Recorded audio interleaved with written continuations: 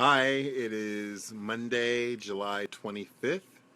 This is Toby Tompkins, and I took the weekend off, but this is Toby Talk number 15. I hope you guys had a good weekend. I think one of the things I was so reminded of this weekend is the importance of taking time to reset, to just step away, to disconnect and unplug, and to reflect. And so that that is what I did, and I think that's a good thing and an important thing. It's amazing how much the world goes on when you're not present, and how easy it is to step back into the prevailing narrative of life. However, um, while I was away this weekend and thinking and reflecting and also attending a family event, I had a conversation with someone over the weekend, and it was really fascinating because it drew me to a topic that I want us to just sort of think about this week, as we watch the elections and as we listen to people and as we watch this electoral process, as well as the decisions that we deal with in our lives every day. And that is power. Power. Um, Now, what is power? Well, power means different things to different people. It ostensibly is the ability to affect your own desired outcome. It's the ability to make things happen. It's the ability to get it done, or um, have influence that puts your needs, your goals, your wishes, your perspective above others. But really, there are three forms of power. And if we're thinking about beautiful leadership, I think it's important to think about how a beautiful leader uses power. What does it mean? And how does power become a jewel in the crown of a beautiful leader? So, first of all, there are three forms of power. The first form is power over, and that's your ability to call upon, influence, direct, control, demand, oppress, subject your wishes, your thoughts, your actions, your ideas over the life of another individual, an institution, a collective group of people, um, a way of thinking. And we see a lot of that in the world today. And I think that's probably the form of power that we're most familiar with. Um, so how do you do that?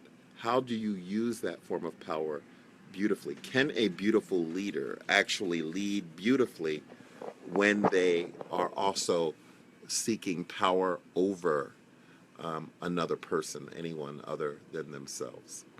Good question. And I'm not going to attempt to answer that question, but I would love to get your thoughts on that. So use the comment space or reach out to me directly at tobytompkins@gmail and give me your thoughts on that. The second form of power is power to. Power to. And that deals with your own ability to affect the goals, the outcomes, the dreams, the wishes, the entitlements, the rights that you have through the utilization of your own skills, talents, and resources. And so I have the power to um, make the decisions that I need in order to get to or from the places that I need to every single day. Or I have the power through the education that I've achieved to think through the challenges in my life and look effectively at all of the different options and make the decisions that make the most for me. The power to is really, really very personal.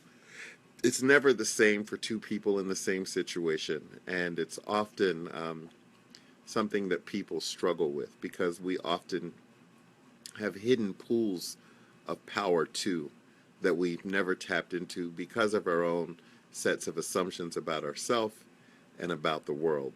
But beautiful leaders often discover in the midst of their struggle that new forms of power too, that they didn't think that they had.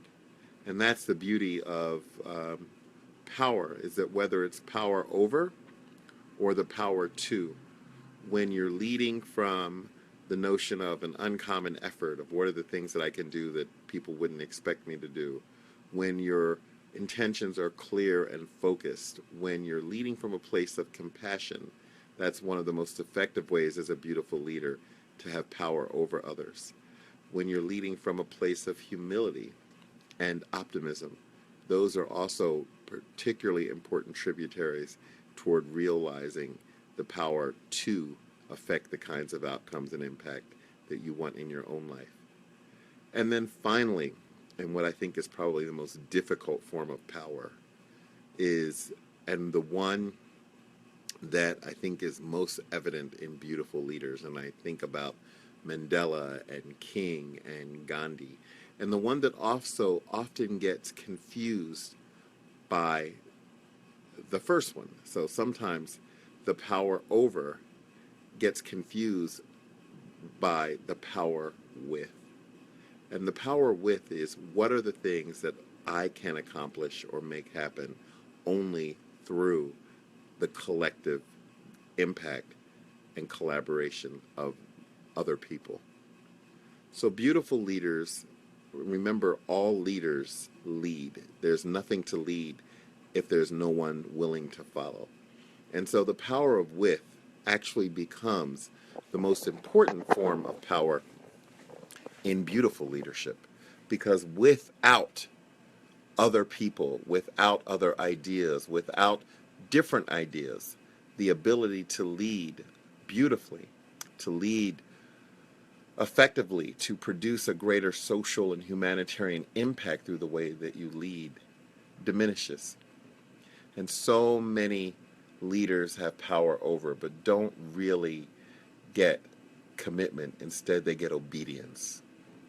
And the power to often leads us to a road of leadership that is disconnected from what people need from you. So you just do what you think is right, what you think is designed in the best interest based upon what you know or what you want.